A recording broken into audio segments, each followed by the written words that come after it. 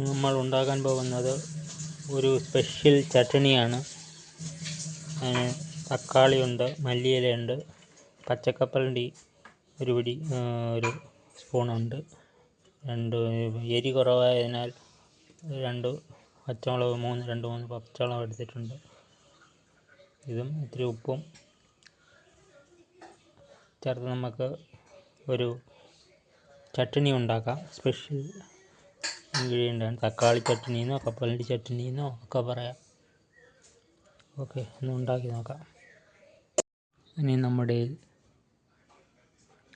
തക്കാളി സ്പെഷ്യൽ ചട്നി, മല്ലി ചട്നി അല്ലെങ്കിൽ കപ്പലണ്ടി ചട്നി എന്ന് പറയാം.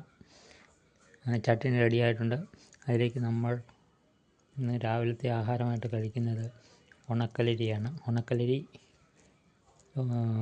ഉഴുന്നിന് പകരം നമ്മൾ ചെറുപയറും ഉലുവായും കൂടെ ചേർത്ത് അരച്ചതാണ്. അത് ദോശ ചട്നി ഒന്ന് ടേസ്റ്റ്. ഇതിലേക്ക് ശകലം വെളിച്ചെണ്ണയും കൂടെ ചേർത്താലൊരു ടേസ്റ്റാണ്. ശകലം വെളിച്ചെണ്ണ കൂടെ ചേർത്ത്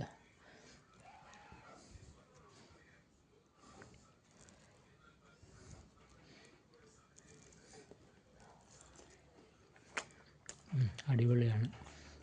എല്ലാവരും ചട്നിയും ദോശയും ഉണ്ടാക്കി കഴിക്കുക. ലൈക്ക് ചെയ്യുക, കമൻറ്റ് ചെയ്യുക, സബ്സ്ക്രൈബ് ചെയ്യുക. Thank you.